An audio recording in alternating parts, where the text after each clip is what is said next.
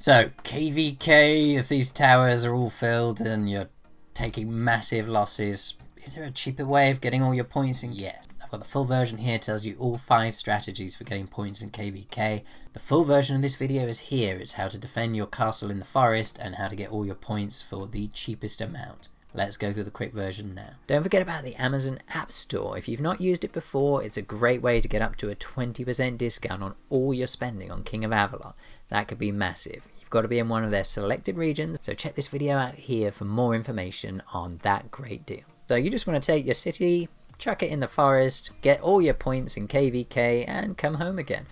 Yeah, easier said than done, but it is doable. And it can be safe as well. Okay, so the first step you want to do is check out your hospitals. This is going to be the backbone of this strategy. Your hospitals are what's going to make this not be a painful permanent loss event for you. If you do this right, you can get 0 permanent losses, all your points, and just have to pay to heal up those troops.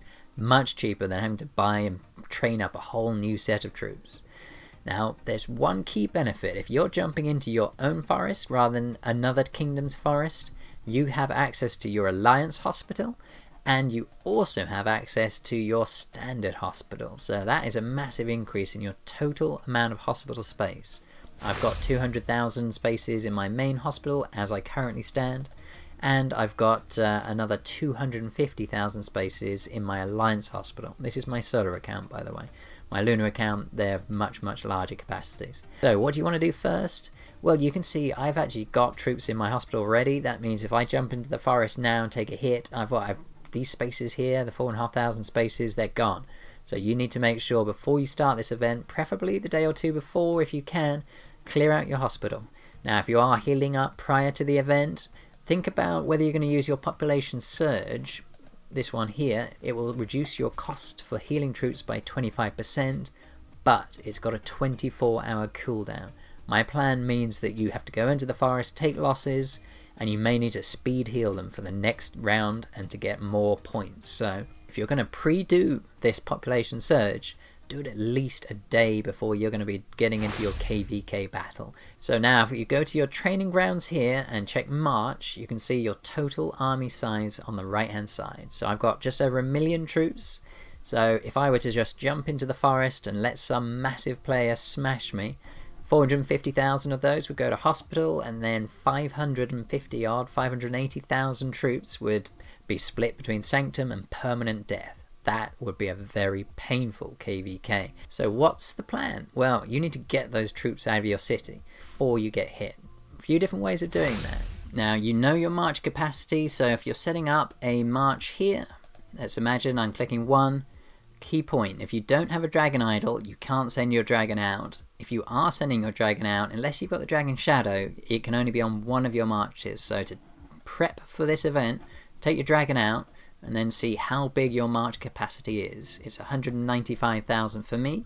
Now I have 5 march slots, so I could send out at least 5 times that number, assuming the quality of these heroes is high enough. If you want to be really cautious, get rid of your heroes, and that's it. I can send out 185,000 troops, no trouble. And if I do that with 5 different marches, I can get rid of 921,000 troops. I only need to get rid of 581,000 to be safe. If you still can't do it, even using that march capacity boost and putting your best heroes to go out, you do have an alternative idea. One is leave all your troops, or leave more of your troops in your castle and be willing that they might get lost and 10-20% of them die permanently.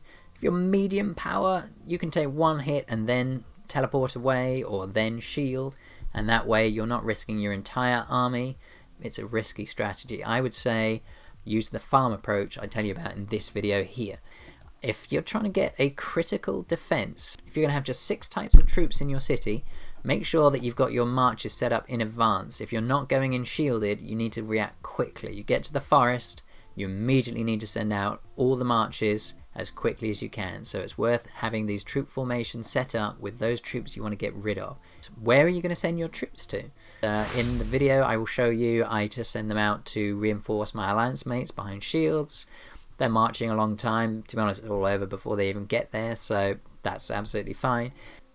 Alternative is you can camp them, assuming you're not at war in your own kingdom. No one can attack your camps. If they're outside the forest, then you can just click occupy, and then you can use whichever march it is you're sending out here. You can also do long rallies against, so if we did a search for low-level barbarian camps, then you can find one of the lower levels. You could also do a rally on an enemy city. You can also choose which wall heroes you want. So focus on those troops you're going to have left. If you're going to have a huge amount of infantry, it's probably worth having an infantry hero. Otherwise, if you're going to be focusing on trying to do more kills, try and get that attack up on bowmen, for example. Okay, so let's say you've got 5-6 marches to send out in quick succession. You know the guy in the edge of the forest is ready to go. You might want to teleport right next to him, and then by the time that you send out your first, second, third marches, he might already be on you. So you don't want to teleport right next to people. I would say a couple of squares away. But if you're really worried you're going to lose massive amounts of troops, then you can drop a shield first. So go to your city buffs and put your peace shield on, just put the shortest ones you've got on, and jump into the forest, send out those 5 marches, 6 marches, and now you're ready. Send a scout, any city that's not in your friendly territory. Scout Avalon. Actually, in this, there'll probably be some enemies around at Avalon, so you can just send a scout there. The second you send that scout out, it will pop your shield. It will put a 30-minute cooldown on. And of course, if you do jump into the forest, you're sending out your marches, you're a reasonable distance away, and your screen starts flashing before you're ready, pop that peace shield as quickly as possible. You might just save yourself from being smashed by a massive player. It'll be a tough challenge, but that is the fun of KvK when you're taking your own city in. You need to work fast. One thing that can help, don't forget about your boosts here. Now, Breath of Fire. This is a big ticket one. If you've got level 6 and above tier troops, then this one can do a huge amount of damage. So make sure you click, that talent just before your attacks hit, and you'll get a bunch of extra kills. That's really helpful. Using this approach, there are 2 different ways you get your points. One is by killing enemy troops. You get a lot of points. The other one is by your troops dying. You can't forget about your allies. They need points too, and actually if you've got allies in your city, you're going to be a more powerful target if they hit your crit. So remember, if you have a critical march of 6 different types of troop, you really want anyone who joins you to have those 6 types of troops. So share your march, and those points won't cost them permanent losses the same. They can still use the Alliance Hospital and their Standard Hospital when they reinforce you. You'll be popular if you offer, and you'll do better if they join you. This video here is the 5 different strategies you can use for getting your points in KvK. They're more expensive ways, but sometimes you just don't have a choice. So if no one's hitting your city in the forest, you're going to have to go with a different approach.